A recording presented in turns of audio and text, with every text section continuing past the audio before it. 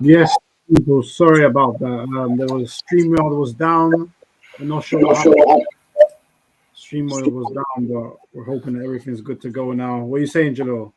Yeah, man. StreamYard, it's not black people timing, man. Don't try and cover us in that nonsense, man. StreamYard done us 30, man. I'll be honest with you. But yeah, we're here now. We're gonna get into a few topics today, which is cool. Let's Yeah, get it, man, man. 100%, man. What are you saying, Rash? Alhamdulillah, my brothers. I'm happy to be here. You know, it's getting another episode of Real Ball Talk. Let's talk about the weekend's actions. Some good things went down. Yeah. No, 100%, 100%, man. A lot went down. Smash the likes, people. Obviously, follow us on Instagram as always. We're also on TikTok. So make sure you follow us on there. We'll try and leave a link in the description so people can follow us. But yeah, man, let's get into it. Jeff will be joining us shortly. The weekend, hella packed, but let's start with the Manchester derby. Obviously, Man City comfortably seeing off Man United 4-1 in the Manchester derby at the Etihad. Couple goals for De Bruyne, couple goals for Mahrez.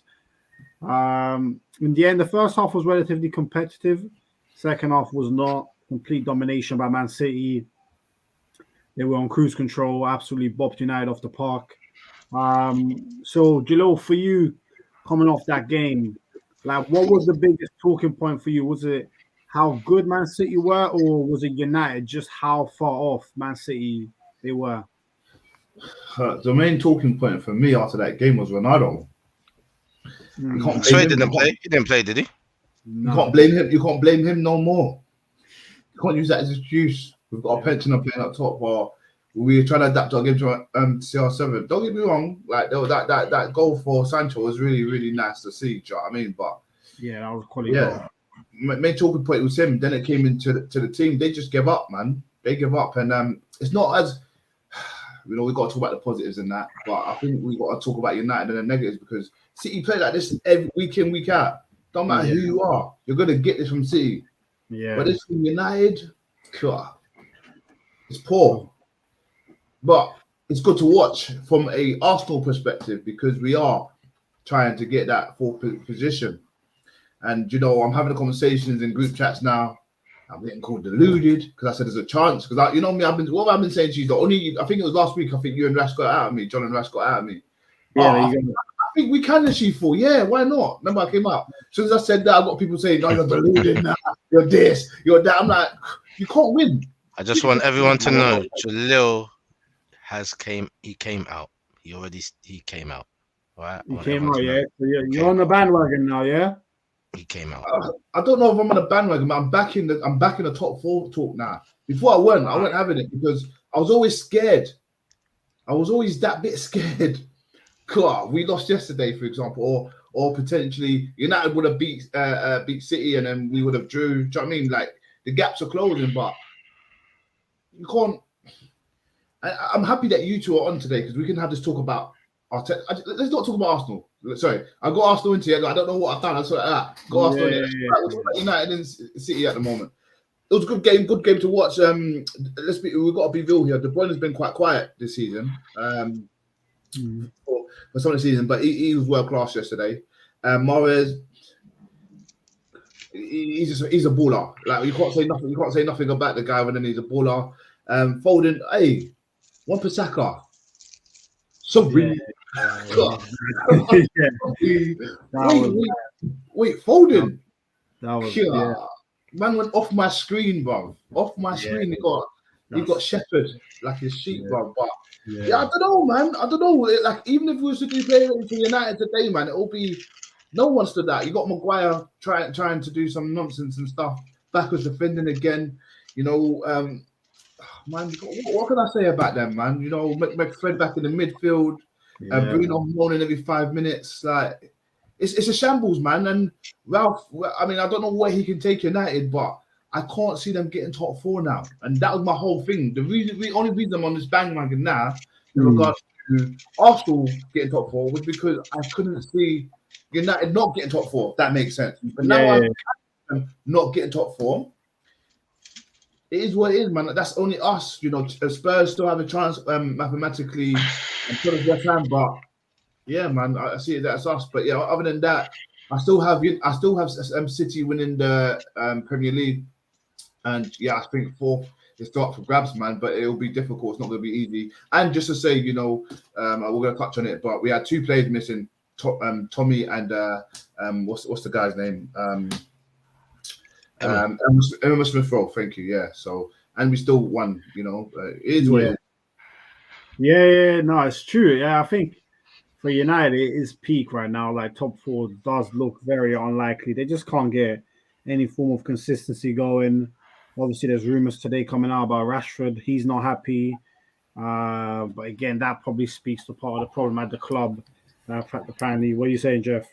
Oh, good. How's everyone, man? Good. Good, yeah, man. We were just talking Manchester Derby, just talking like Man United and how bad they were. And yeah, we're just gonna go on to Rash. Like, yeah, you got rumors of Rashford wanting out because he's getting bemused by his lack of game time when he's been awful for at least probably 18 months, but to the common world, 6 months. And that just shows part of the problem at the club. But like Jalil said, no, Ronaldo didn't end up making a difference in the end. Like where do United actually go from here? In the bin where they belong. Yeah. But I mean, look, it happens to many teams with the collapse of a good manager. Kind of the structure kind of falls on its head when there's no one to kind of carry that forward. When the philosophy that you think is embedded within the squad, you leave and you find out it wasn't so embedded as you thought. Arsenal have seen it happen at their ground as well. Chelsea have seen it happen a number of times over the years as well. But it's just about trying to pick up. Now, Man United fans need to realize that they are actually still in their transitional period. They haven't actually come out of it yet. And it could be at least another 5 or 6 seasons before Man United are really performing like the Man United that we know them to be performing. I think in comparison to like Arsenal right now, I think we're overachieving slightly, like Man United overachieved as well over some of their managers that they've had. They've acquired second position, they've got cups and stuff like that, so it looked like they were back in the running, but in reality they're not. They're a long way off where they need to be in regards to chemistry on the pitch, having one idea that everyone seems to understand and move forward with that. In attack, they don't look united, look very disjointed, annoyed with each other, and in defense it's exactly the same.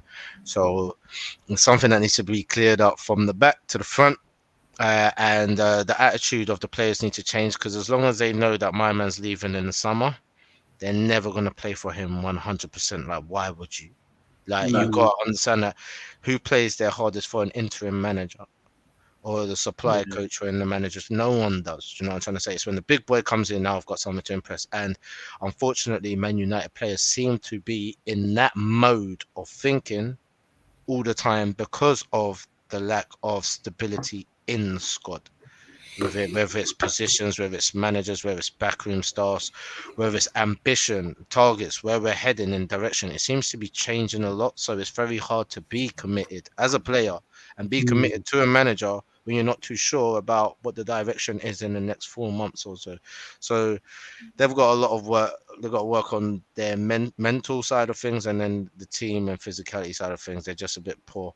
But some of the players that they got, I mean, are still good players, and they're playing good when they're on the ball. I mean, like Pogba yesterday, I think he had an all right game. Do you know what I'm trying to say? I think Sancho had an all right game as well. They didn't have an awful game. I just feel like compared to what they normally do against City, which they seem to usually have City's number, this time they were just very, very, very far off of it. Just very far off of it. But onto City and them, and there's sustaining attack throughout the entire game. It was ridiculous. It was a bombardment constantly, and when United got the ball, it was just like, when City got the ball, it's like, what are you doing? Don't touch the ball again. And then, and it'll be like, you'll be a long while before they have the ball again. Do you know what I'm trying to say? It seemed that way. But one thing I wanted to do and highlight was the re-emergence of De Bruyne. I think he had a really good game yesterday. He put himself about, got 2 goals on the score sheet. But his work with him and Foden, and then him and Mahrez, the build-up plays that he's got spread in between those two, and Bernardo as well between the twos as well. It's like they're switching over, and it's like they have an individual build-up relationship. So De Bruyne and Foden, it's like they've been working. It's like they was just working just those two in training the way they were building up. It's like they knew where each other was off the ball and on the ball. And the same with Bernardo and Mahrez, and then Bernardo and De Bruyne would swap.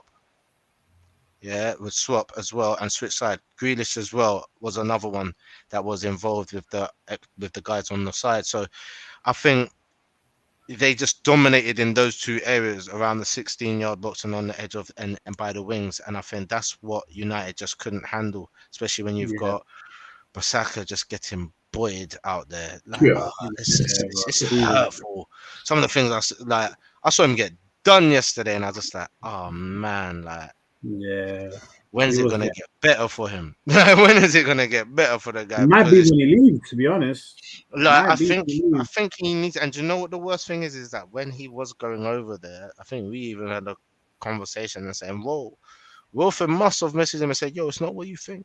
Be careful." Do you know what I'm trying to say? Don't expect too much, because if you are not what they want you to be, you're gonna stand out like a sore thumb, and everyone's gonna be on to you because of it as well. And it's his turn. It's his turn to go through it. I think he made the move a little bit too early as well. I didn't think he was a complete player, and I don't think they had the managers there to develop him at the time. Do you know what I mean? So, I think that was a bad move for him. But hey, there's still time. He could go to another club like a Leicester or something like that and pick it up. City just dominated, and it just shows the gulf in the difference between the two squads. It was easy for City yesterday. To be honest, Man United scoring, that shouldn't have even really happened, because they don't even deserve to be on the scoreline, to be honest. But it was a brilliant goal from Sancho for in that game. It was a great goal by Sancho, and I think it's funny because the ball from Pogba to him as well was class as well. Great head up. Brilliant weighted ball. Great pass from Pogba. I think there's just so many problems at United that you look at it, they're starting two false nines who are both midfielders, and Pogba and Bruno. Rashford's on the bench, and most people can probably say deservedly so. And then you've got McTominay coming out after the game, who's probably not one to talk, but he was like, the difference between us and City is City will just keep sustaining pressure, and we'll get into good position, and someone will just try and always do the killer pass. We all know, we probably all can all guess who he's talking about there. But Jeff, like obviously big up Ben in the building saying Arsenal easy getting top four. I think Arsenal are clear favourites now. I think they have to be clear favourites. We'll talk soon. But Jeff, anything you want to add on United, the mess they are, or City, and how good they looked yesterday? It was the golfing class, like Resh said, but I don't think that was for the whole game. First half, until Maguire did that dummy and De Bruyne punished it, United were in the game. It's just like the Liverpool game. I know they lost 5-0, but they were in that game for a little bit. And then when you don't take your chances, you get punished. It's the same thing that happened. City looked good in the end of the game. By the end, it looked like, wow, this was an absolute pasting. But the first half didn't really tell the full story, because for 25-30 minutes of that game, the way United are carving them open. It's just when it gets to the final ball or the decision making, someone makes the wrong decision, whoever it may be, up there. So whether it be Bruno, Elanga, Pogba, Sancho, maybe at times, the wrong decision gets made, and then that's the thing. When you don't take your chances against City, how many times do we see it? You get punished for it. And that's exactly what happened. Because I actually think United, they went there, their game plan, and the false nines, even though it may look weird, the zippiness and the way they were keeping the ball was really good. Really good for the first 30-35 minutes. It was good. And City weren't really getting near them. I know they won convincingly, but it weren't like that at the start. It just weren't. Football's 90 minutes, isn't it? So 35 minutes of you doing what you're doing and not punishing doesn't matter at the end of the day. Exactly. Yeah. So Yeah. that's It's- the. So go You know on. what it is, Jeff? It's tricky for Ralph because if you look at it, he inherited a team that had the lowest running numbers stats in the league. Yeah. So and now he's trying to implement a high press system.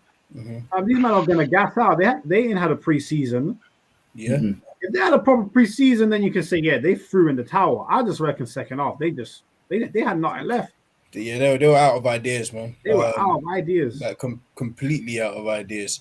We've seen this a couple of times though with United, where it looks good for the first half, and then by the end of the game, we're like, "Oh, now they've been pasted," or "No, they've been playing terribly," and they don't really tell the full story. I think it's the same again. Like, Bruno, he's in a bit of a rut. Like, it's not going too well for him. Normally, like we mentioned it last time, his thing is stats.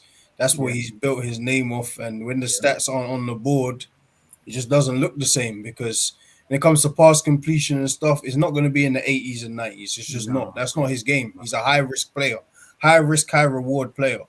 So when you're playing these high risk passes and doing these high risk things and they're not coming off, then there comes the criticism. Like, that's just the way his game is. So he's either, the way his game works, he's either going to be in good graces or bad graces. There's no middle ground with him. So that's just like he's going to have to deal with it. That's the way it goes, isn't it? Pogba, again, it's just same old Pogba to me. You're always going to see flashes because he's one of the best, like ability wise.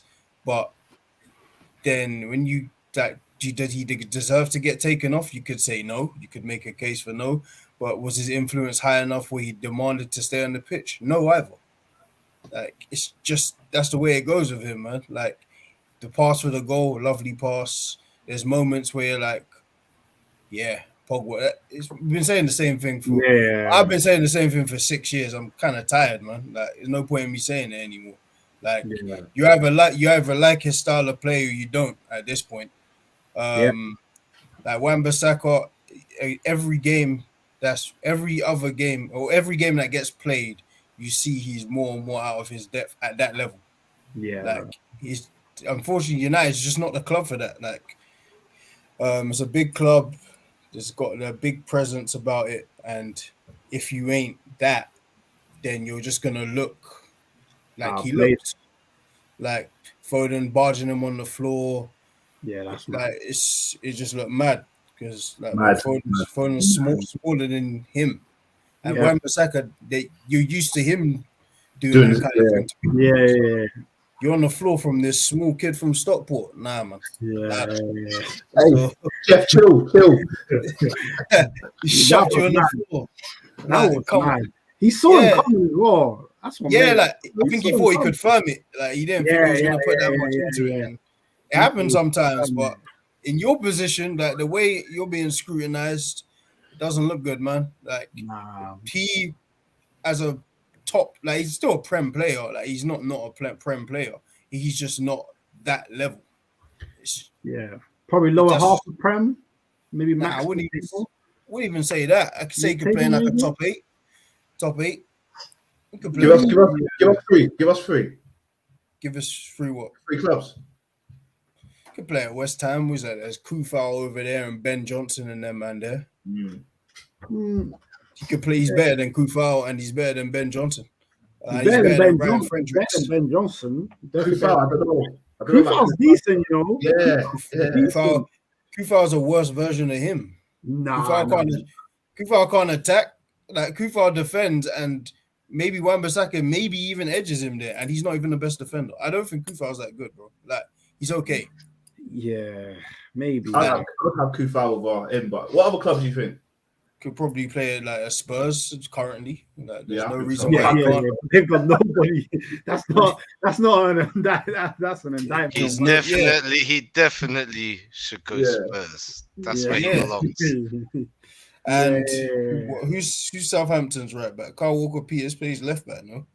Or sometimes. Yeah, now Kyle Walker. What is that? Livramento. He's not better than him. He's probably not better than him. So not in this day and age. Actually, no, I can't say he's not better than him. Like, I ain't seen that much of Livramento. The signs look good. Like he looks like a very good player. But I say them two as like an outright.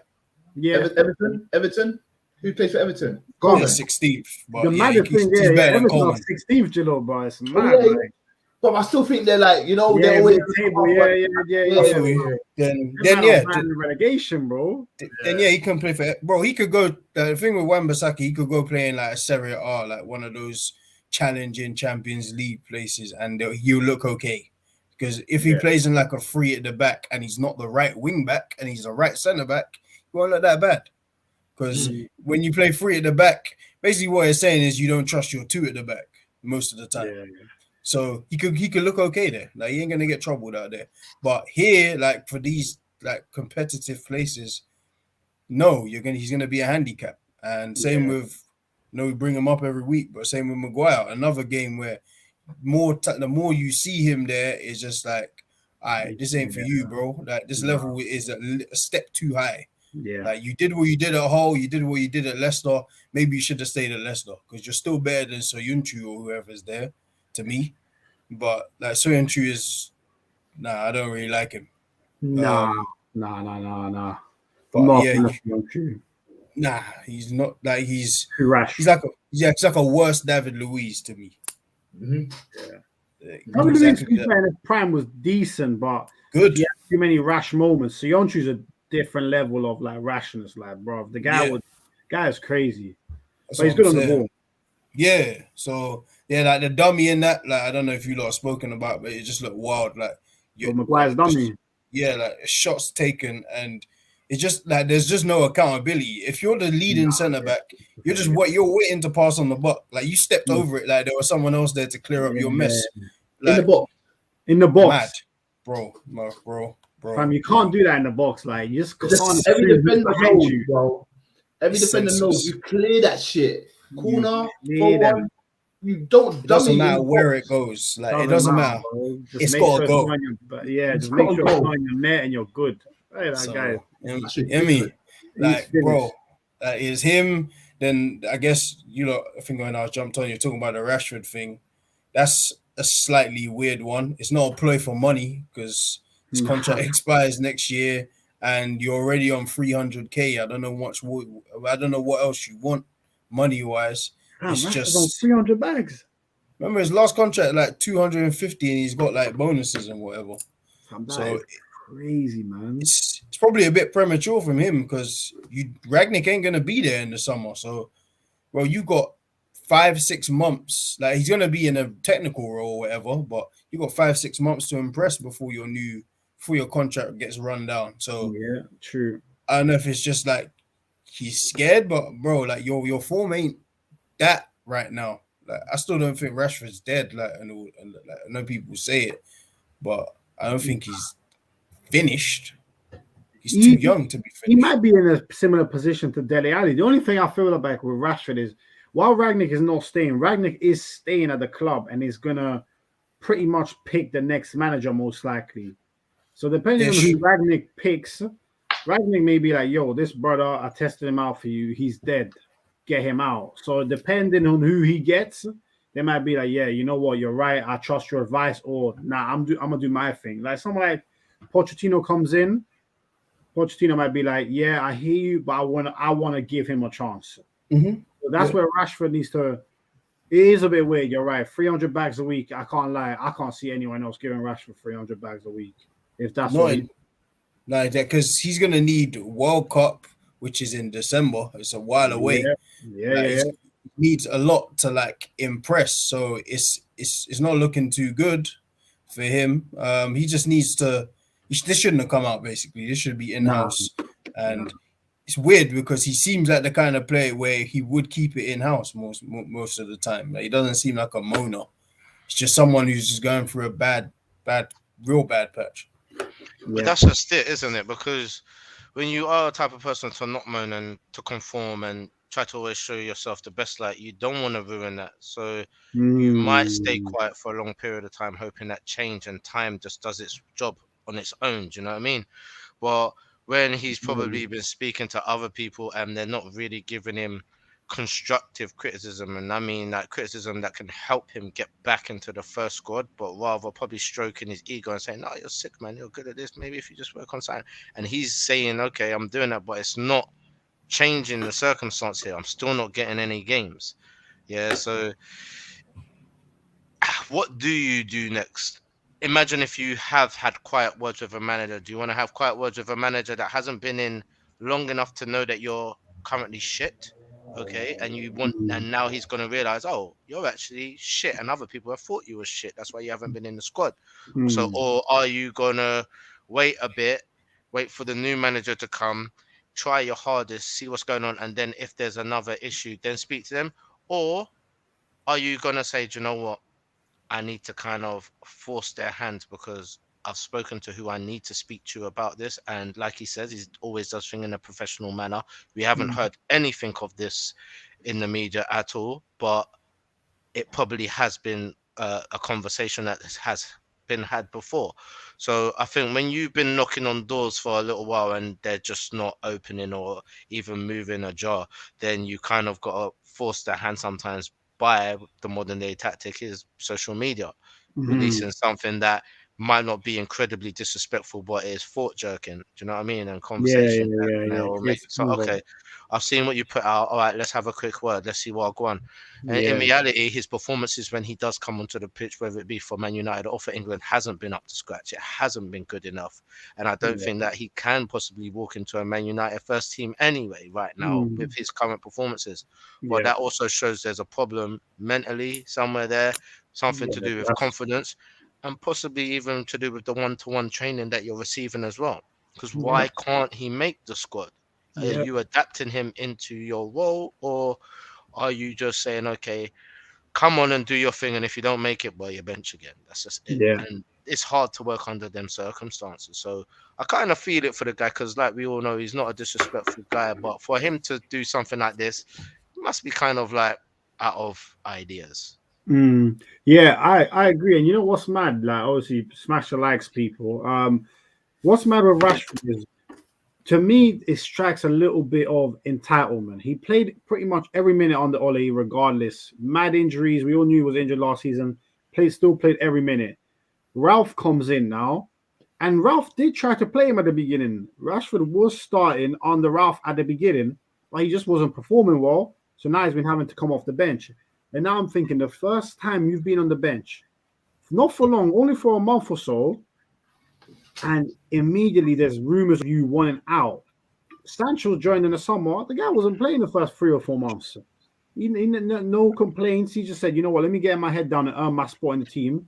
And he did. Rashford, first sign of a challenge of, I got to earn my spot back.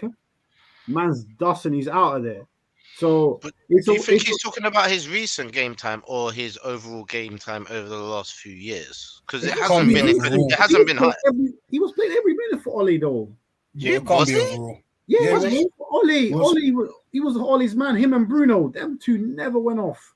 Before the shoulder thing, for sure. Shoulder thing, for sure. Like even now, like bro, for someone who's in such bad form, he's actually getting a lot of passes. Like he's not concrete, no minutes.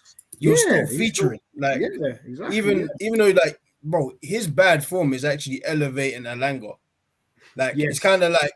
Yes, I don't know who was in Yanazai's place, but someone wasn't doing their job, whereas Yanazai just burst on the scene and he didn't stand the test of time. But you see where I'm going with it. Like I don't know if Alanga's gonna last the test of time. He looks like a decent young player.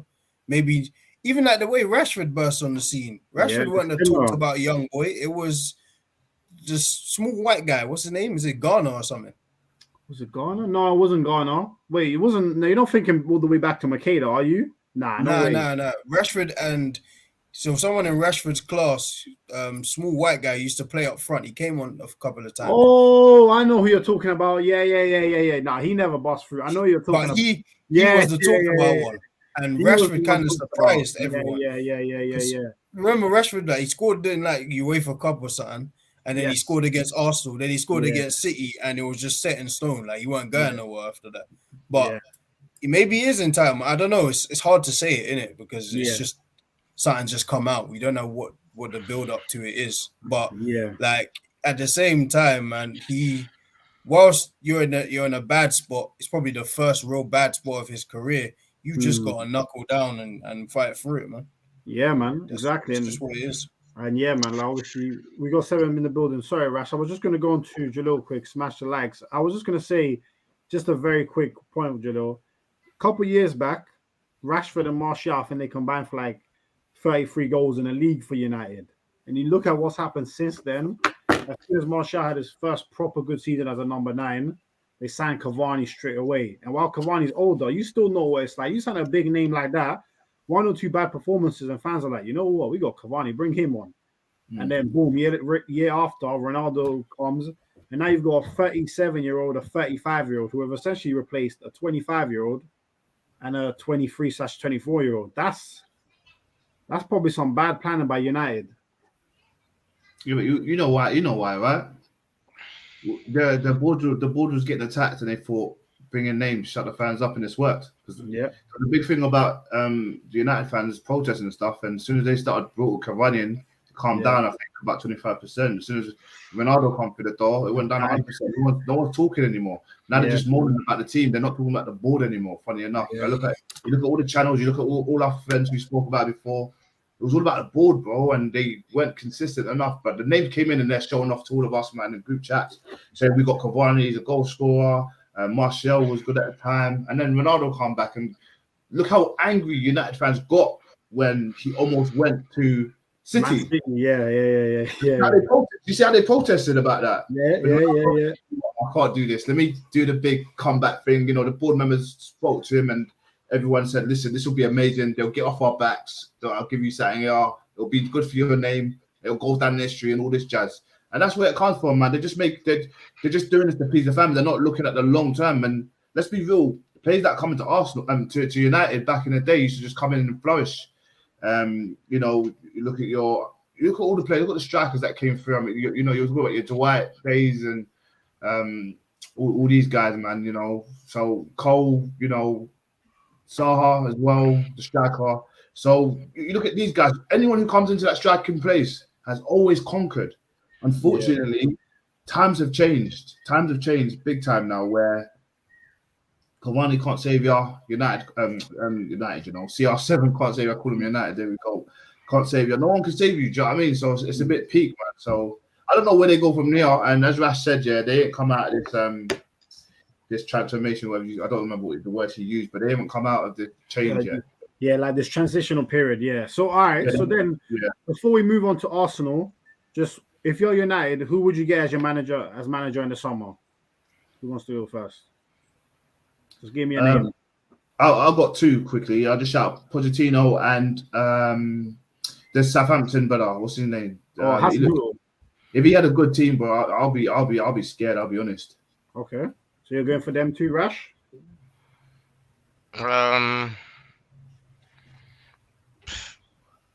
I'm not even too sure, man. Obviously. Who was mentioned that they spoke to or they was in communication with Hag, wasn't it? Ten Hag, yeah. Yeah, and I actually thought Ragnick knew my man already, but it turns out he doesn't even know him yet. Do you know what I mean? But he's you know, he knows how to yeah. But I thought they was already connected. But it seems like he wouldn't mind connecting with him because he rates him. Do you know what I mean? Yeah. He's already spoken on him. With the whole Pochettino thing, I don't think he should do it anymore. Before I thought he should do it, I don't think he should do it. He should do. You don't think he should do United? Yeah. He will be the Sancho of managers. Yeah, the long-awaited thing that's been talking about for too long, anticipated for so long, spoken about what he would do when he finally does arrive at a club like United, and if it doesn't click, it's gonna be peak. So I don't think that's a good idea for him. Yeah. But Rash. Can we still say the Sanchos? I mean, Sancho not proving us wrong. That's doing all right now. But I know what I'm saying, though. You know what I'm saying, though, isn't it? But he's doing all right now. But look, still at the same time, I still need him to for me to be happy with Sancho and for him to be the person that I thought he was going to be by the end of this season. Sorry, my son's just violated me. Get out. Yeah, don't worry, bro. He wants Alright, He wants some airtime. He wants some airtime. He wants camera time. airtime. what he Hey. does, what he actually wants is not to eat no more of his dinner. Go on, go. So yeah. So what we expect from Sancho is for him to kick on from now and to show us the class that we know that he has. If he does that, then we can say, all right, yeah, he's kind of did what we thought he would do, and he's had a good season at the end. Well done. But it's literally on him, and I feel sorry for him as well because he's at a depleted Man United where their confidence isn't up. He seems to be the only one who seems to be feeling himself right about now. So, it's a time for him to shine above the rest. But will he get the type of service that he needs, or will he have to do what he does at Dortmund and pick the ball up from the beginning part of your half and bring it all the way to the goal? You know what I'm trying to say? And that might be what he has to do from now to the end of the season. Yeah. So who are you going for quickly as your man for United? Who would you go for next? I think they'll aim higher than Poch. I think they'll aim for Hog. Okay, so you're going Hog. We got 10 people in the building. Not higher than Poch, but you know what I mean by that. Yeah, I know. Yeah. Because obviously his name now is very high. Yeah, but we got 10 people. Smash the likes. Obviously, if you're new to RBT, subscribe and give us a name. Who do you think United should go for in the summer? Jeff, just coming to you quickly. Who would you go for United? Ten Hag. Ten Hag as well. Yeah. You know what? I tend to agree with Ten Hag. I just think for him, the challenge you want to do it, but it's a risky one because if he flops at United, that could be his name tarnished for a little while because it'll be the first time he's seen outside of Ajax, and then all of a sudden people will say you can't do it outside of Ajax. But it's a big move for him if he did it. It can be, but John, this might actually be the safest move for him as well. And let me explain. The reason why I think it might be the safest move for him, because if he was to go over to United and become a success, then he's done something which legendary managers hasn't been able to do at United since Alex has gone. But if he goes there and it's a flop, then it will become, okay, Man United is a problem because legendary managers plus Ten Hag has arrived there and they still can't do shit with this team. So I think right now he's actually in an okay position. I think he's in a win-win situation in regards if he was to be the one to go. I think if Poch was to be the one to go there, though, that would be a problem if he flops. Yeah. I hear that. I think if Poch does come, I think they have to give him time. Same way Mikel should have got a bit more time. I think people are starting to see it about Arteta. I feel like 3 years, 3 to 5 year plan, you've got to give him a chance, man. Let's give United another 5 years. All right, yeah. I'm happy with that. But it's true, right? It's true. Yeah. I hear you. I'm with You have you. to go through a period where you have to get the deadwood out, and people will say, like Mikel now, no one can ever say he hasn't got his squad. He's got his squad now. He's just got to build on that. You can't say any player because Martinelli wasn't his, is now his. Holden wasn't his. He didn't bring Holden in. Holden's part of the team. Let's talk about all the players. If United stand a chance, they've got to get rid of all the dead wood. And then if Poch comes in, he's got to say, these are the players I want to keep, and he's got to stand by them. He might make mistakes like Arteta did, Willian, a few others. Do you know what I mean? But you've got to give 3 to 5 years, man. Get rid of the dead wood, bring in your players, and you're laughing. Yeah, but wait, Man United's dead wood is other new wood. Yeah. It is. Come in brand new and be like, shit, I need to change. Facts. All right. Big up Demo from the Near Post podcast. Be the minute, my guy. Hope you guys are well. Saying, well, lads, not messing. Maguire might be the worst defender I've ever seen playing the league. So frustrating. I support Liverpool. Rashi is no better than Harvey Barnes. Palace standard at best. In my opinion, Rashi body language on the pitch stinks. Think he's much better than he is. Big up Wyo in the building saying, I told you, man, you had top 4. Sancho is dead food. Stop gassing it. Hey, Wyo, you hate Sancho, bro. Yeah, I don't know why you hate Sancho like this, bro. You might need to tell us one time. I can't lie. United a poison chalice.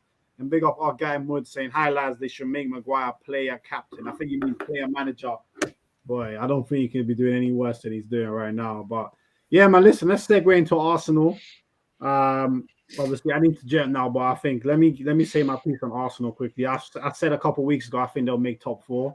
I think now it's not done and dusted, but it's looking more and more likely. Yesterday against Watford, one thing first of all is I love when Arsenal use the red shorts to go with the red kit at the top. I don't think it looks too suave. I don't know why they don't do it more often, but I think it looks cold. But yesterday, Odegaard balled out. Carla, I was apologizing to a few of my friends that were telling me about Odegaard at the start of the season. but he's been a fantastic sign. Just under 30 million. That is proper value for money. And yeah, man, like there's so many things this season that I said with Arsenal that I've got wrong. Ramsdale, I said I was waiting for him to make mistakes. He hasn't done that yet. To be fair, Tomiyasu's been injured for a bit, but again, he's been a quality signing. And yeah, Saka was brilliant yesterday. Lacazette not scoring, but his hold-up play is one touch, pop move, fantastic. If this team gets Champions League, which is probably like 1 or 2 years earlier than we thought, Yeah. with a couple signings in the summer, then Arsenal will have a decent team. They will have a decent team again. Only thing I will say is that sometimes Ben White concerns me.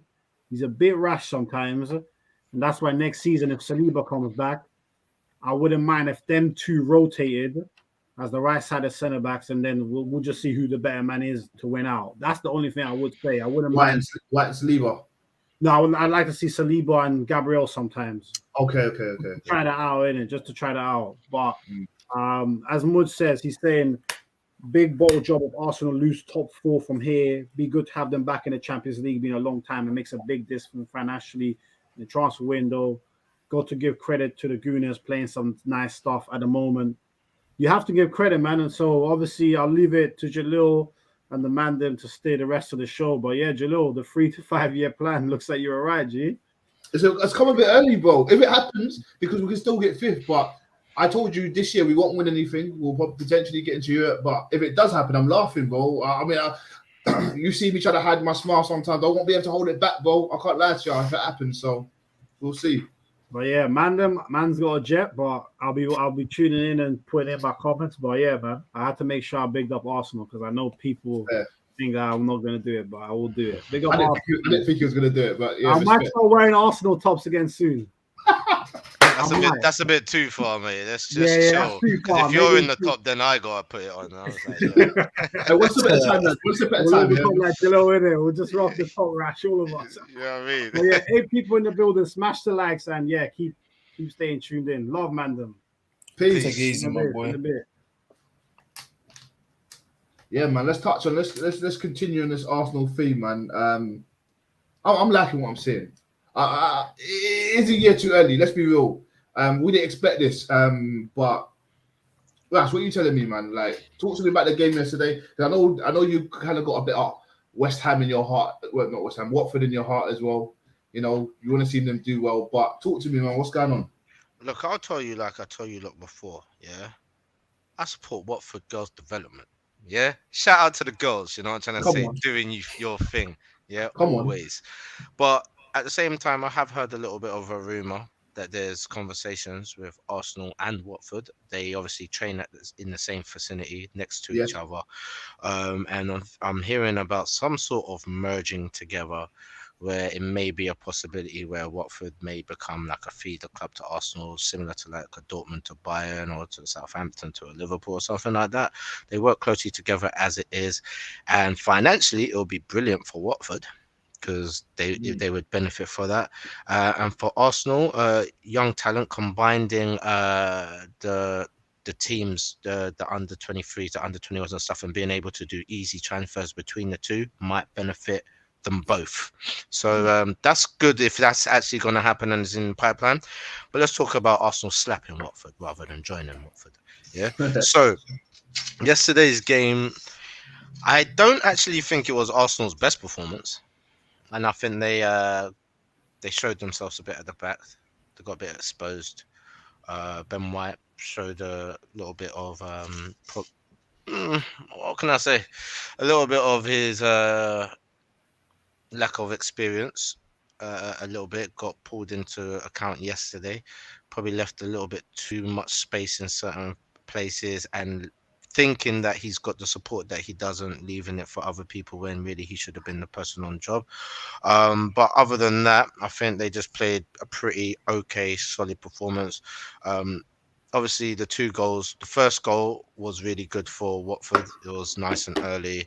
Their other goal was really late. So I didn't ever think there was a chance that Arsenal were in danger or that Watford were going to ever come back. It was at 2 ends of the game that they scored their goals, but nonetheless they scored, which isn't good. it wasn't good. The goals wasn't terrific goals. Well, first goal was actually terrific goal, brilliant goal. But I've been. It's not just Ben White. It's Ramsdale recently as well. A little bit shaky. Do you know what I mean? Not saving the ball first time as much as he used to, dropping it a few times, playing the ball out to the wrong people every now and again. Starting to see a bit of holes in his game as well. But let's just hope he can find his head and get back onto what we love him for. But yeah, other than that, Arsenal I think they had a really good game in the middle. I'm loving Partey's football at the moment, and I'm really loving the adjustment that Arteta actually does as well, by making Partey kind of just sit on his own. And he pushed up Saka and Odegaard kind of as an assistance with the wide players as well, and then Lacazette up top on his own, and it just made us more of an attacking threat and made us cover the pitch width wide a lot more, and it was a lot more easier to break them down. The relationship between Odegaard and Saka yesterday, the chemistry there, that was brilliant to watch. People was comparing it to Sanchez and Ozil. I won't go too far, but it was brilliant to see. It could be. It didn't remind me of them though. What it did remind me though of is the type of style that City have with those type of players. So even like yesterday, what we saw with De Bruyne and Foden linking up together in certain patches of the area, and it was just literally certain areas of the pitch where it's like, okay, once you're from this mark, the only people you're allowed to pass to is you two. It seemed that way, and it seemed like that was the style. And Odegaard and Saka was very similar. Once they got the ball and they was on that side, they didn't really pass it to anyone except each other. Do you know what I'm trying to say? So and we also saw Xhaka getting involved with Martinelli as well, and doing something similar on the other side. So there's definitely a plan in regards to the attack when they do push up the midfield that high. And working together and stretch the midfielders and the forwards to provide more of an attacking threat. There's definitely a tactic that I can see there that's been really good. But overall, it was really good to see. It's good to see performances from Saka like that. I think he was brilliant yesterday. And he's kind of got himself into a form where he knows he's the man and he plays like it now. He plays like he's a threat. He knows he's a threat, and it's kind of like, I'm going to do this. Let's see if you can get the ball. Yeah, but this is what I'm doing, and he's confident in it, and I love it. Odegaard, he's showing that he was a bargain. He was a bargain buy for us, and if he continues the way that he is going, I think he has big things for him at Arsenal. Martinelli's goal was amazing. I think the keeper could have done better, to be honest. But he gave him the eyes. It looked like he was going one way and it went totally the other way. So I understand. But we can't sleep on Lacazette. Everyone likes to talk about Lacazette not really being a goal scorer. But he's got 8 assists in the last 7 games? Mm-hmm. That's a serious stat. That's Ozil numbers, bro. Man, have to remember. He's got 1 goal, 8 assists. Yeah, in the last 7 games or 8 games. Like that's like, okay, you want to score goals, but the man them are scoring goals. But if you're providing the sort of assists, you're involving goal. Your goal involvement is high, and I think he's underrated. And I just wanted to give him a little bit of flowers and praise to say, do you know what? Without him, the attack doesn't run smoothly. He got 2 assists yesterday. Yeah, Got 2 assists yesterday as well. Do you know what I'm trying to say? So it's not a coincidence. His role is cemented.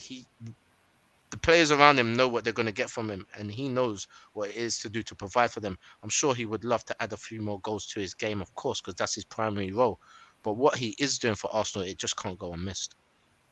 Yeah, I mean, it does go back into the debate we had about a week or so ago in regards to strikers and the new look and the new expectations of strikers, if that makes sense.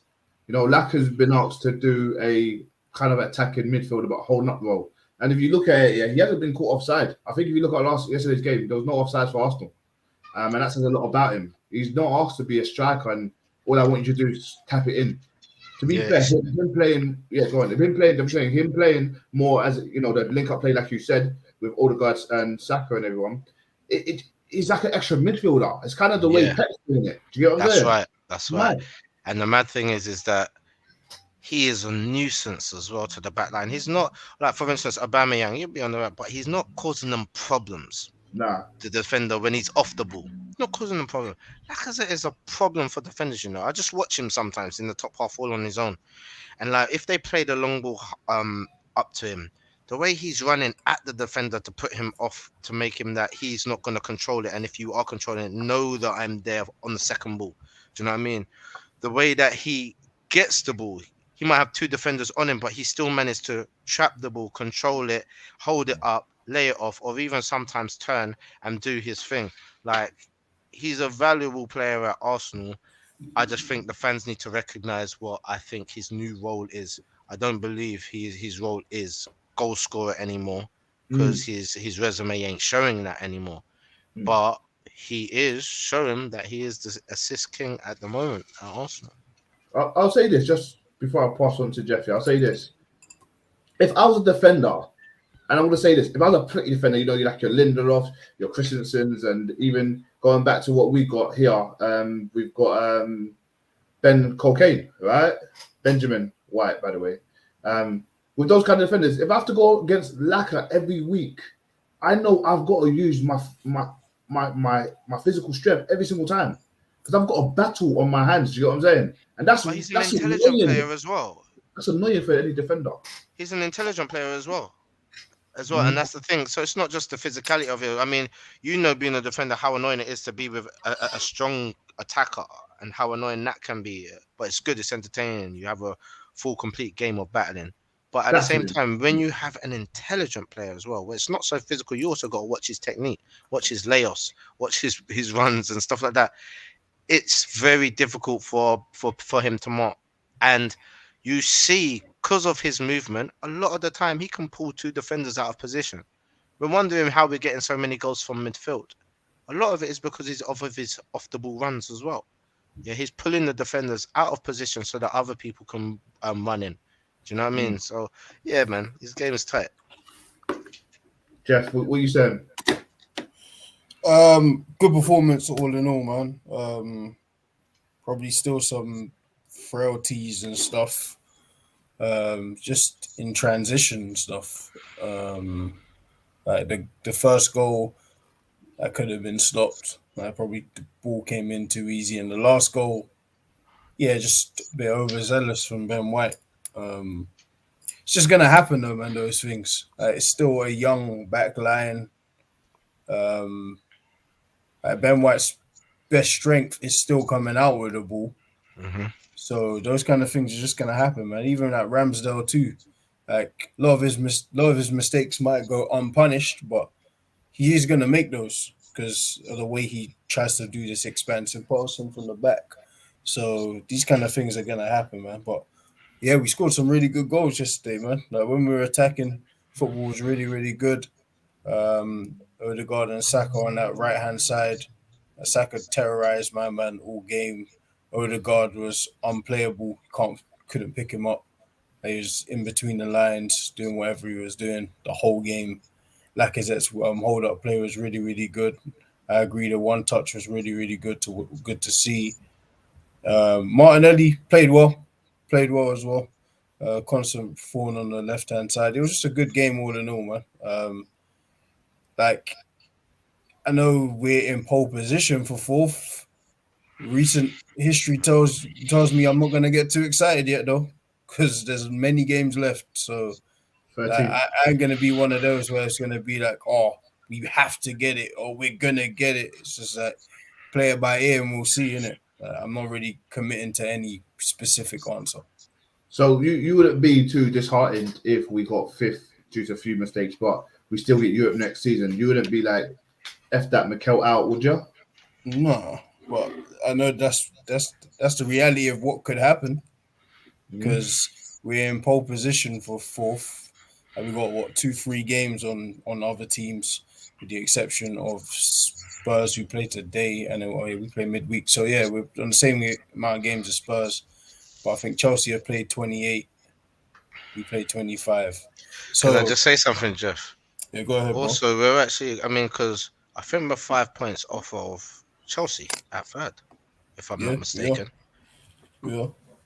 I mean, we're not catching them, man. The sky is the limit over here while we got games in hand. It sounds great, but you got Sure does. Windows. Exactly. Yeah. While we got them in hand, it sounds good. Yeah, it sounds fantastic. But Yeah. reality is, like, I don't even know who our games in hand are against, but we still got big teams to play. We've Spurs, got. I think we've Liverpool, got Spurs. Chelsea. We've got a Chelsea. Spurs, Liverpool, and Chelsea are our games in hand. Correct. Those three. All Spurs, right, Liverpool, so Chelsea. that explains itself. Beautiful, isn't it? So exactly, that's part of the reason I'm not too excited, man. Like, I know everyone, you have to win it. You have to get fourth. You have to get third.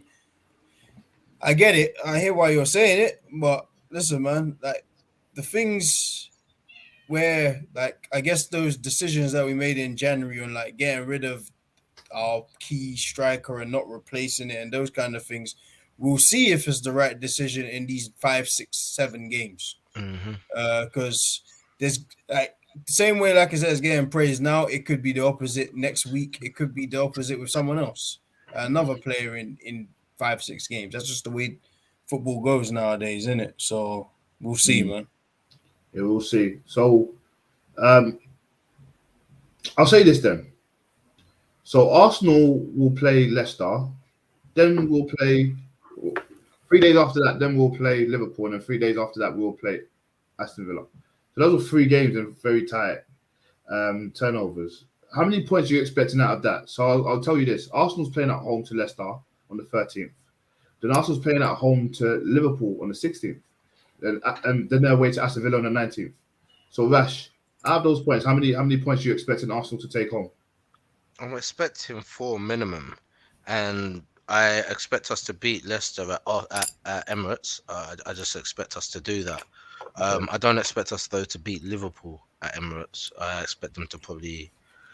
We could try and put in a good game, but I always think Liverpool have got our number at the moment, and I think that'll probably be a 2-0 win over that side. But I also believe that we can beat Villa, but Away. That's one that could be a draw because it's away. And so that's what I'm saying. I'll take 4 points minimum, but we could get 9 points.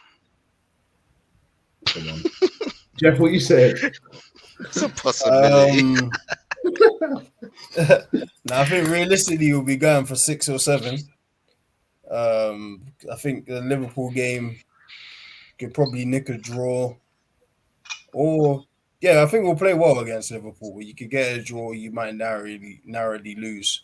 Home against Leicester. Leicester have been leaky all season, so you should, even though Leicester, you can't sleep on Leicester, but you should definitely be aiming to win. And same with Villa, even though Villa's team is going forward, It's quite dope. They're good to watch. But yeah, you'd go for 7. What do I think we'll get?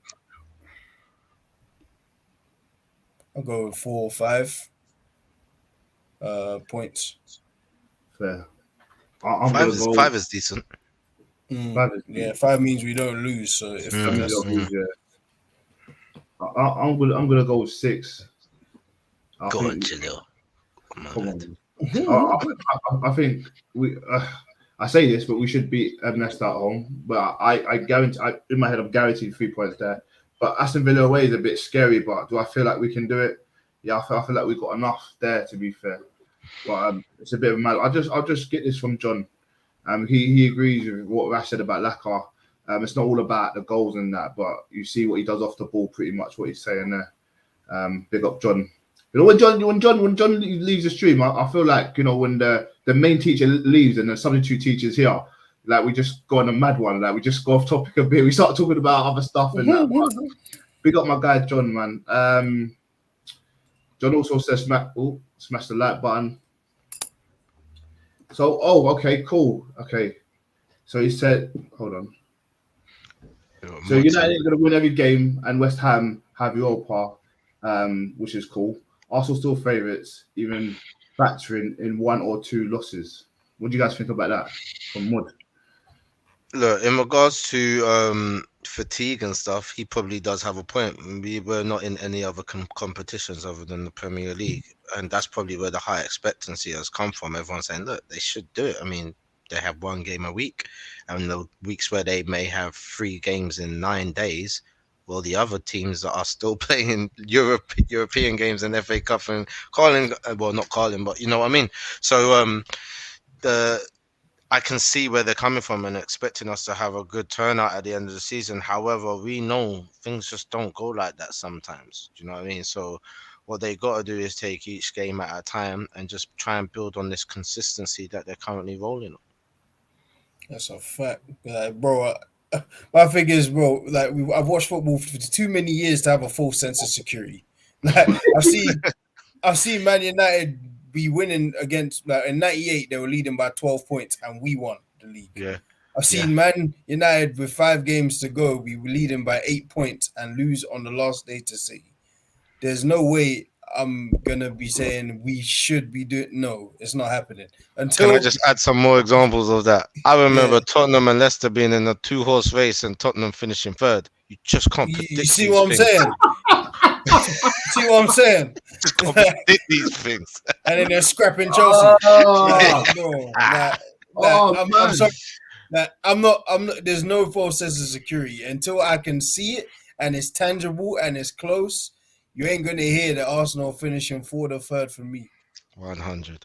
100. Hey, who remembers when Man United won and then 2 minutes later City won the league? Now that was amazing. See what I'm saying? That was amazing. United thought they won the league all for a whole 120 seconds. Brilliant. That's what I'm saying, bro. It's football just ain't that, man. Like it all sounds good until we know how unpredictable football is, man. So you could say, oh, we have nothing else to focus on. There's one thing we could have to focus on, could trip us up. We could get an injury. Things happen. So I'm gonna wait. Yeah, facts. I think Mud's agreeing with you guys here. He said Liverpool on another level and Leicester are terrible defensively. Draw against Villa is good. 4 points isn't bad.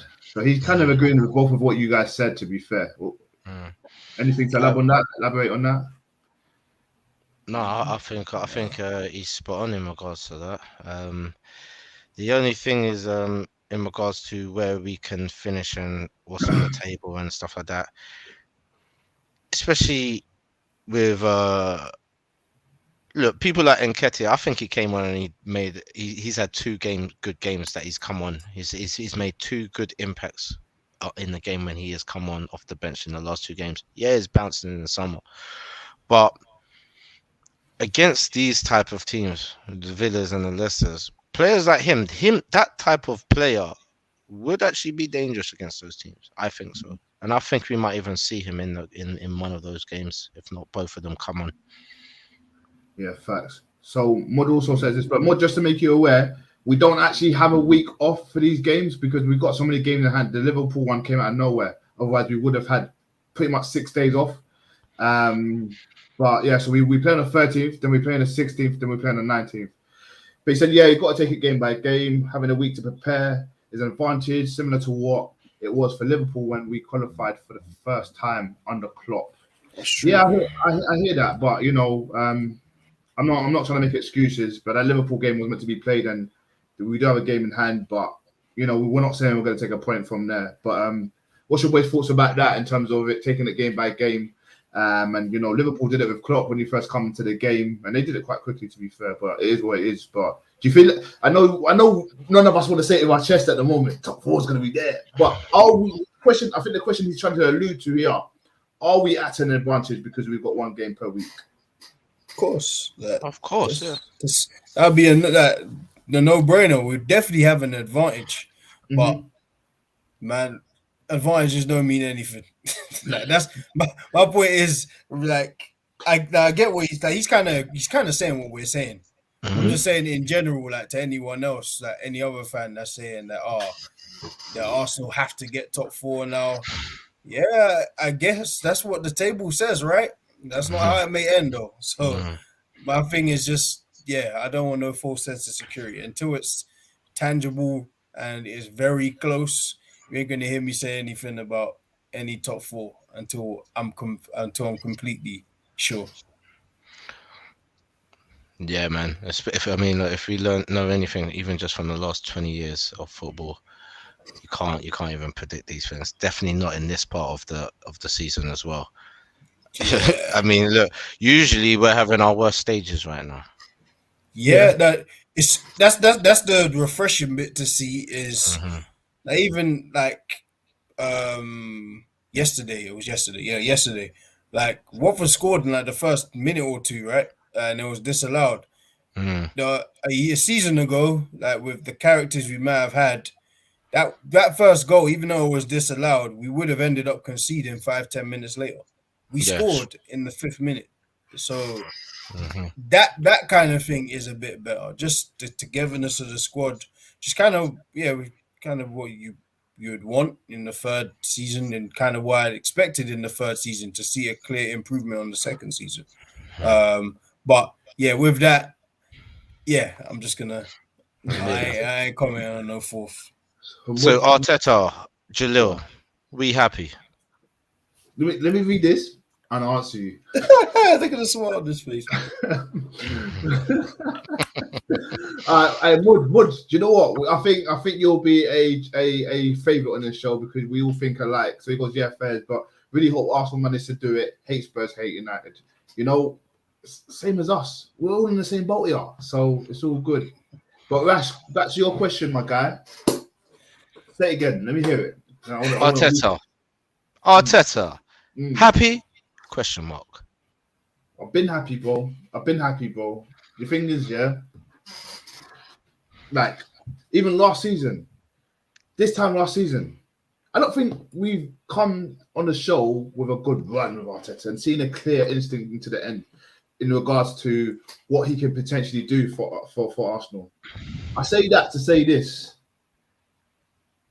I'm not saying I was right, but there was some understanding there in terms of giving the guy time. I would have just say it, bro. See, you was right then, innit? I can't because mathematically we still might not get sick if things go downhill. But my thing was at the beginning of not in the beginning of the season, halfway through last season, so around Christmas time, we were on the show. And I said, 3 to 5 years, and I got slaughtered. Do you know how many comments came in that day? I think about 200 saying I'm crazy, I'm just doing this, like getting back the club. Sorry, 50 of them were from me, innit? But initially, people were just saying, like, a lot of Arsenal fans, we had, I think, a massive Arsenal fan following dead, but now it's a mixture of fans now, which is amazing. Like, we've got all fans, all other clubs. But a lot of them was like, this is rubbish. How are you saying this? It don't make sense. You know, Arsenal are not going to do well under Mikel. When he got rid of the deadwood, which I said he needs to do first, and bring in some of his players. And I said, anyone who's at the club now, after that transfer window, is his players. So, yeah, for me, man, I'm happy, man. I'm over the moon, man. You know, gassed. But I'm not going to get too excited at the moment until the season's over, and then we see how the summer transfers go. But we'll see how it goes, man. We'll see how it goes. I mean, Jeff, what do you think about this? What do you think about this Mikel guy? Question I want to ask you, was there any doubts? No, man. I've been saying the same thing since the appointment, bro. Ain't nothing changed. I said we're gonna have to focus on young players to try and get us out of it. So it's gonna take the same thing you said, 3 to 5 years. I've said the same thing. So, bro, I just said what has to happen this season is a clear improvement on last season in terms of that style and ethos. Mm-hmm. That's kind of guaranteed. Like that's been seen. Like last season, like you can see it was still a work in progress. It'll work for one game, then you'll see. Like the question we even had a lot initial was what is Arteta's style? I think we're getting closer to know what his style is, and it's kind of the same as the top managers in this league. Like press high from the front, and then when you've got the ball attacking in wide areas, that's kind of what we do. The ball gets to Saka, and he does what he does, and then when the Tierney's and that are playing, they overlap, and you see what you can get from that. Maybe the crosses don't always come to fruition, but you can see what we're trying to do in it. So whilst we're not all the way there yet, there's still things we need to work on. It's a nice base for next season. So if we do make Champions League, you make a lot of money from that anyway in terms of TV rights. I'm sure they'll spend it wisely. He's already mentioned that we just need a striker who puts the ball in the back of the net. So that shows you what he wants to do next season. So even if Laka stays or he don't stay, like he might stay for a year or two, who knows? It might be a contract extension or there might not be. But either way, he wants a focal point who's just going to beat goals. And then if you do that and it's 20, 25 goals and the midfielders continue to do what they do, the goal difference jumps from -12 to -30.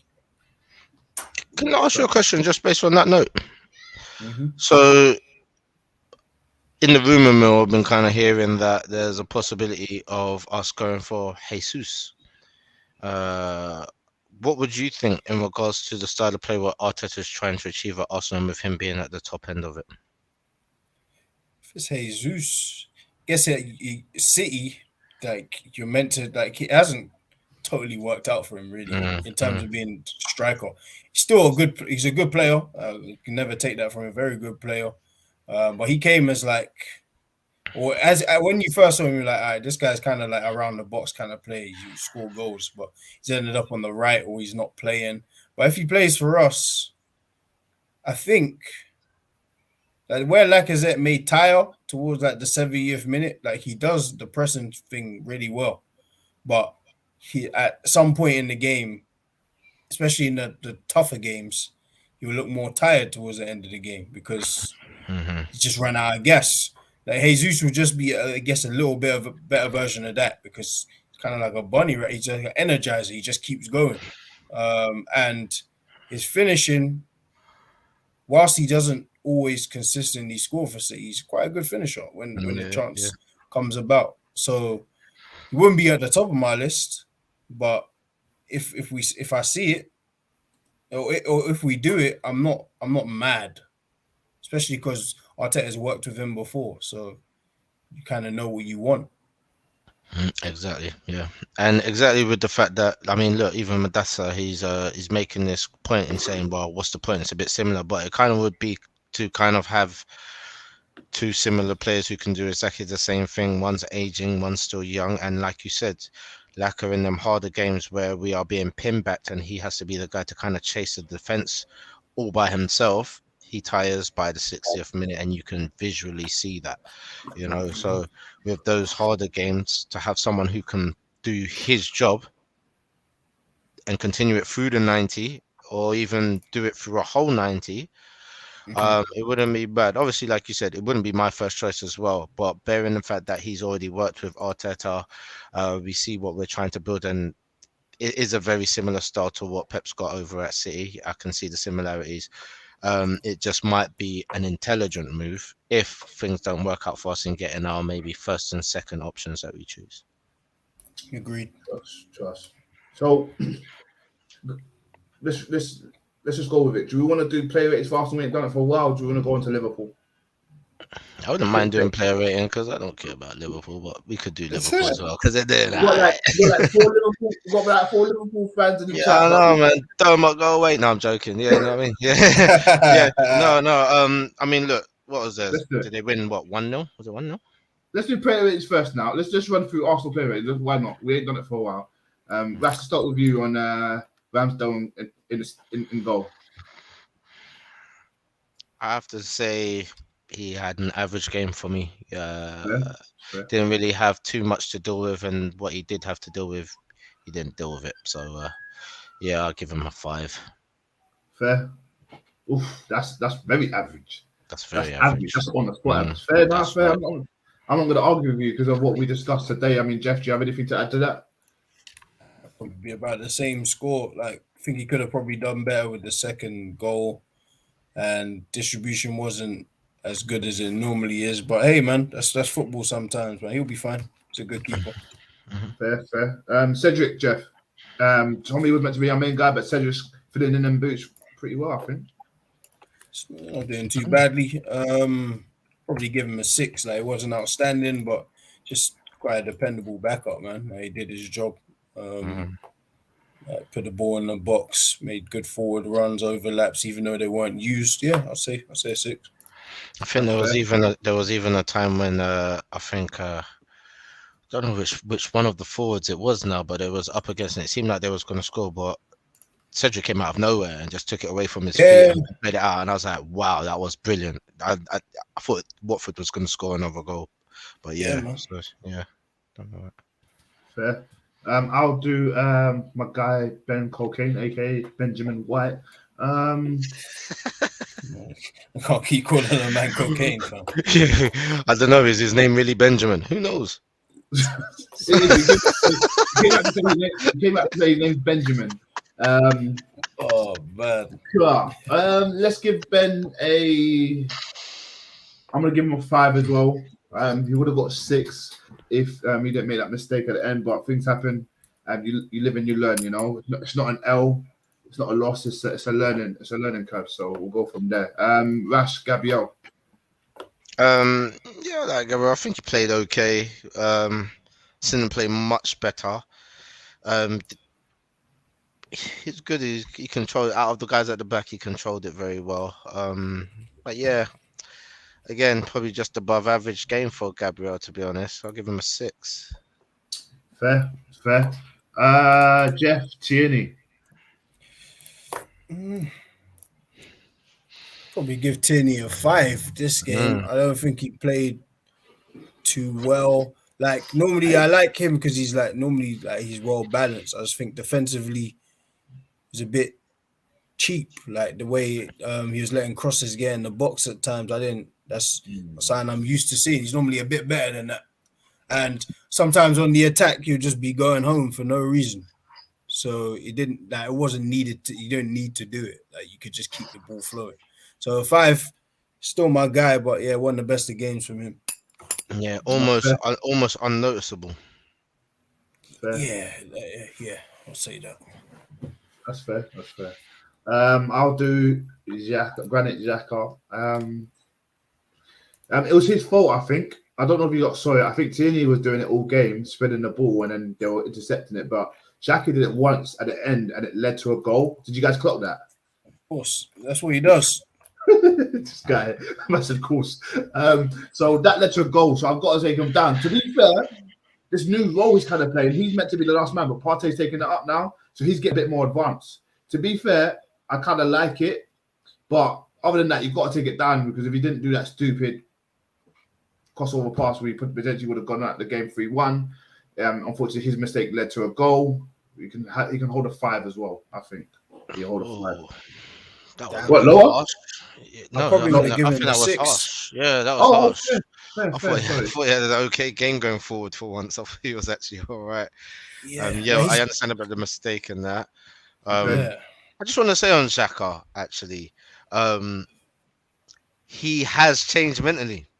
And I've seen it visually. I've seen it, bro. Because he's not defending no more. No. I've seen him go to defend. And I've seen something happen, and his head looks like he's about to do what he would do normally, and he stops himself. I've seen that happen about 4 times. He actually stops himself from doing the stupidness that he used to do it. And the thing is that you see him moving to do the motion that you think he's going to do, but he just stops and allows it. And I'm like, that having that little small bit of intelligence in your head has made a big difference for the squad and for him being on the pitch. Like, he's not picking up stupid cards, giving away stupid fouls, as much stupid cards, should I say, or giving as many stupid fouls. He's able to concentrate in a position that it's not a worry for him. We all know he's not quick on the ball. If anything, he's a good passer, but more time he tries to do that half a turn and then drop on the floor and get a foul instead. And if you're doing that when you're doing the defensive work and it's not a foul and the referee knows what you're doing, then you've put the club you put the team in a problem with a counter attack. So with him playing slightly higher up, I think it's better for him because he's less of a liability for the defenders. Do you know what I'm trying to say? That's what I'd agree, but I'm not crediting him with that. I'm crediting Arteta.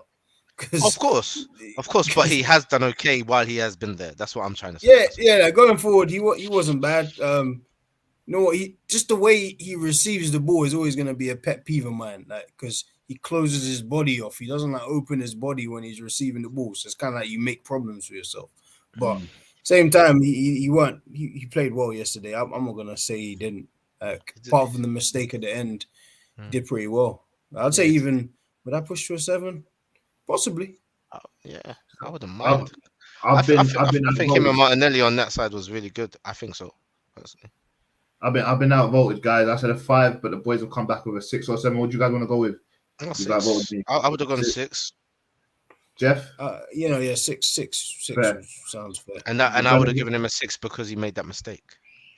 Okay, fair. Fair okay. enough. That's fair enough, man. So Granit Xhaka gets a 6. Rash, Thomas Partey.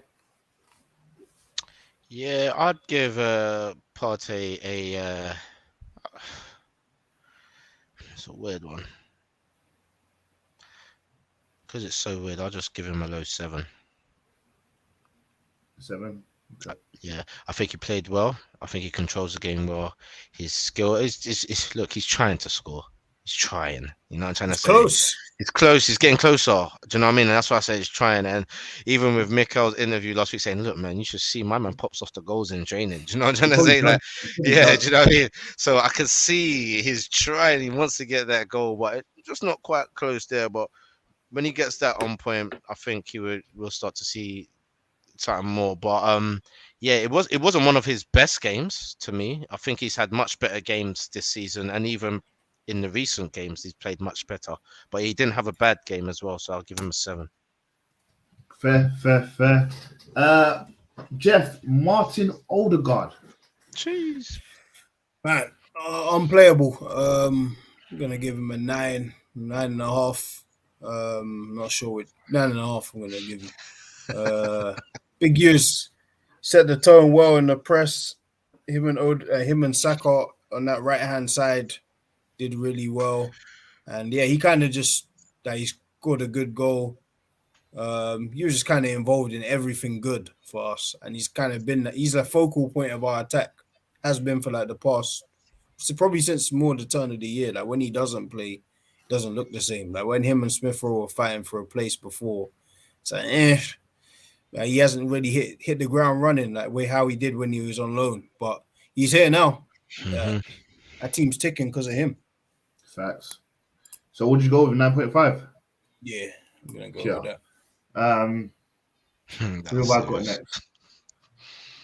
Who have I got next? I'll do Martinelli. So for me, Martinelli was kind of being overlooked for me, and I wasn't really talking about him because I wasn't really seeing much. And I guess I'll be honest, his game was good, but I wasn't seeing numbers to his board. And him getting that goal was really good. If I wanted someone to get a goal yesterday, it was him, to be fair. Because that's confidence. We know how it feels to score a goal. We feel like we can take over the world. So I'm happy he got that, to be fair. So for me, he can hold a 7. I thought he played really well on the left. Interacted with Xhaka and Tierney. So yeah, I'm not going to say too much there. Rash. Saka.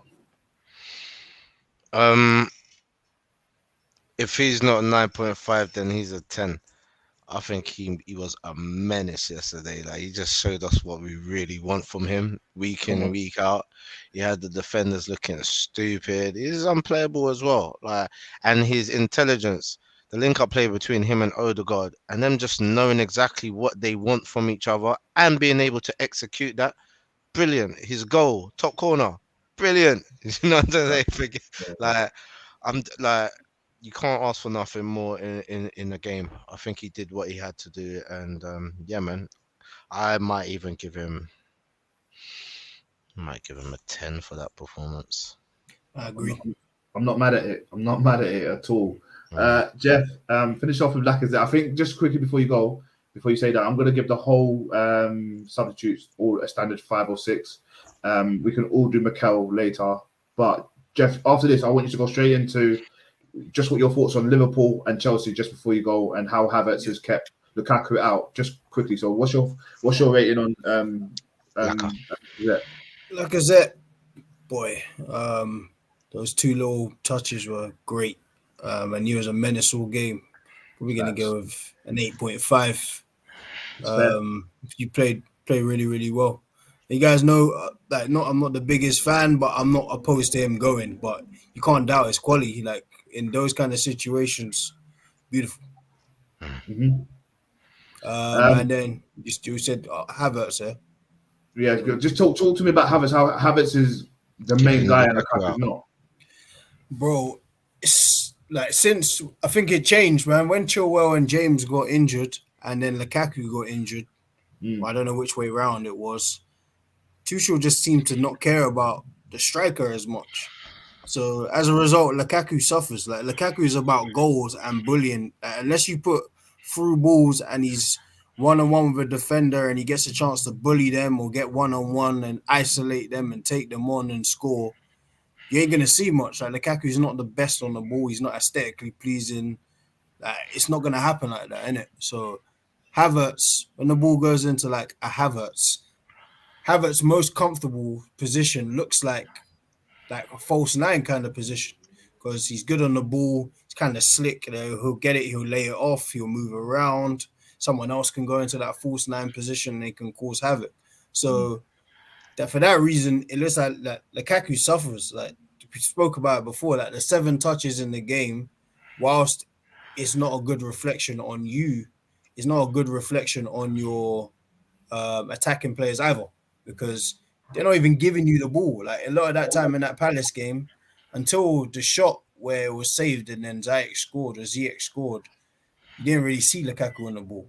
So that's kind of what's happening. Like Lukaku may still play a part towards the end of the season. He will, because they spent 90 million. But if you're talking about Chelsea in their current form or state, Havertz is a better fit for Chelsea. And that's just what it is, man. Like I still think if you're talking about top 5 best strikers in the world, Lukaku's still that.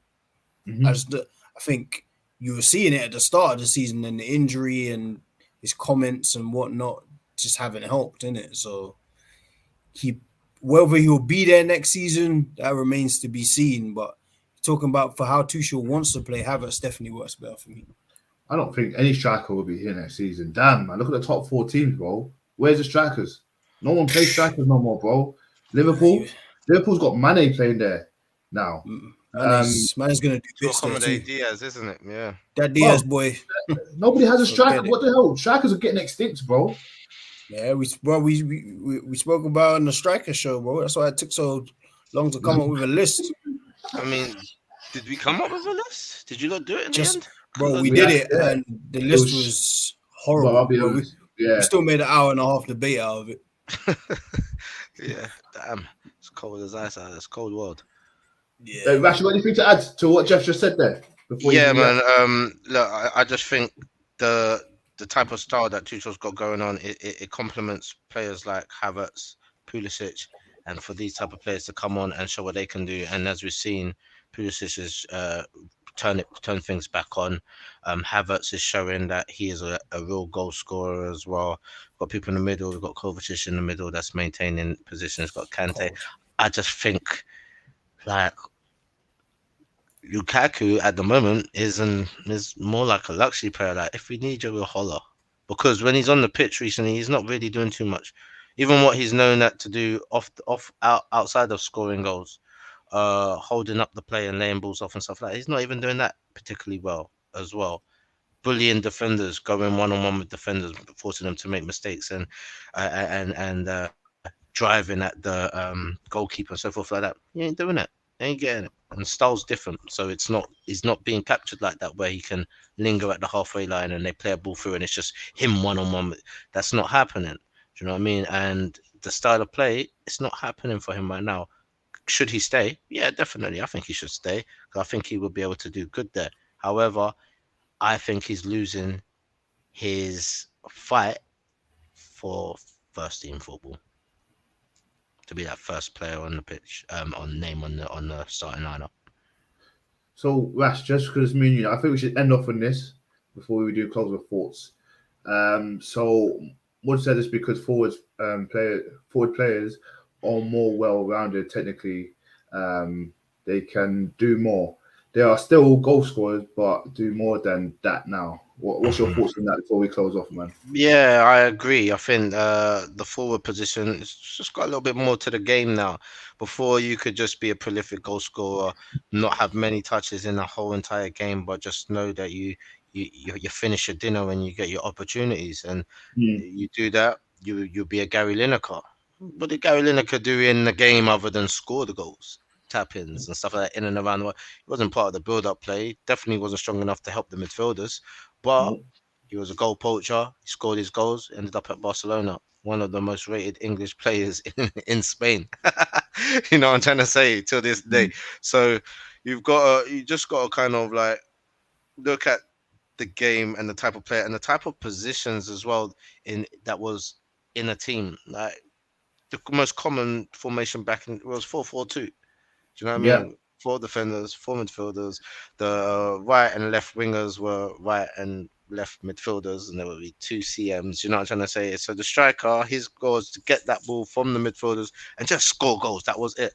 But because of the dynamics and changes within the formations that are available now, or that managers are willing to try, you kind of need more midfielders than you do forward. And because if your midfielders are goal scorers, for them to be in midfield, they're probably a bit more technically gifted as well. Better passers, better runners, got a little bit more intelligence as well. So to have these type of players as your goal scorers too, I mean, I think we're just seeing an entire different aspect of the game in this era now, where it's more of players have just got more to their game. That's what I hear that. But that's a good way to round it up, man. It's a good way to round it up, man. It's crazy, man. That's the strikers are not strikers anymore. They've got to do a bit more to get into these big teams, man. Football's changing, man, and we're seeing it for the first time. But other than that, man, thank you everyone for tuning in to Real Ball Talk tonight, man. It's been great. It's been a good chat as always. We love doing this show on Monday because we get to cover everything that's happened on the weekend. But we will be back on Wednesday. Breaking news, we will be covering centre mids. I know that's been highly anticipated by a lot of people. People wanted to see this, and it could get a bit messy, I'll be honest with you. So you don't want to miss it. You don't want to miss it at all. But yeah, before we just round up, Rash, closing words. Yeah, so look, we all are aware of what's happening in Europe right now. Because we can't help but know what's happening in Europe right now. And it's a devastating thing to see and witness. Obviously, things are televised. They're on the media now because we live in that era. No one likes to see innocent people dead. No one likes to see women and children being hurt. We never like to see people having to leave their homes and being sent as refugees into other lands when they are very capable of living regular lives. You know, but it's happening. And the way that the world is responding in regards to help is great. It's great. I mean, you've got people saying, I offer my bedroom or I offer part of my house to any of the families that are coming in. And when we find the place for them to go afterwards, then I'm willing to take on more. We've got charities that are willing to take up money, food, supplies and stuff like that to help these people that are in need. We've got neighboring countries doing all they can to try and stop Russia. Oh, let's put sanctions on them.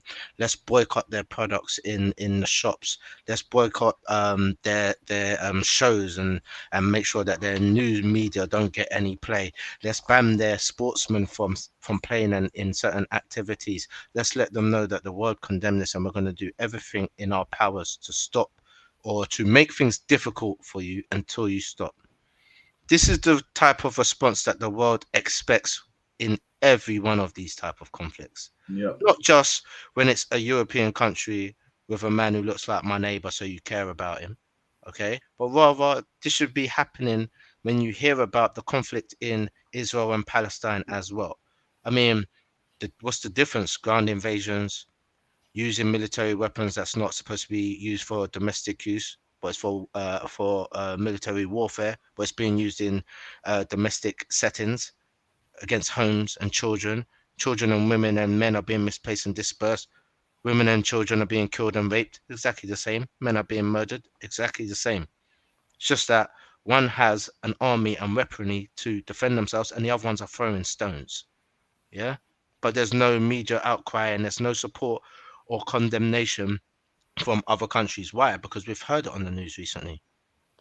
This is in a civilized country where this is happening. This isn't no war-torn Middle Eastern or African nation. These are people who are just like us, with our ideologies. Blue-eyed Christian people who look just like us. This is what the news reporter said. Now, what's that say to the rest of the world? When you say civilized, what? There's parts of the world that isn't civilized still? We're in 2022. No one is living behind a rock. Okay, still. No one's doing uncivilized actions, can't speak. Everyone's got a mobile phone. Everyone's got social media. Believe me, the entire world is civilized.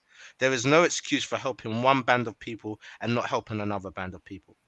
Okay? Especially when you've got people who can defend themselves. Ukrainian government, their army, their soldiers, they're not idiots. They can defend themselves and they can do it very well. Okay, but what about the Uyghurs? That small little community in China who are being persecuted, imprisoned. Yeah, they've been put in concentration camps, separated from their families, men separated and killed, women raped and all that. Ideology pushed on them so that they forget their own culture. Why nothing done? Where's the sanctions? Yeah, where's the boycotting of their products? Where is all this help that we asked for you to do in these situations and you said you can't? It's too difficult to do these things. Yet, you are doing it now. It's brilliant that you're doing it. But what you showed us is that you can do it. So now when it comes to the forefront that some nations of people that don't look like you need your help and assistance in exactly the same way that you are assisting right now, man's not going to stand for it and the people are not going to stand for, it's too much to do. We just can't do this. You're kicking people out of the country and freezing their money just because their nationality is Russian. If you can do that, then you can help a lot more people than you do. And that's just me signing off. Just remember, love always wins, and to treat people as you'd love to be treated yourself. Yeah, no, I couldn't have said that any better myself, man. I couldn't say it any better myself. But nicely said by my guy Rash. Again, we'll be back soon. And as he said, always love always wins. We'll see you next time. Peace. Salam.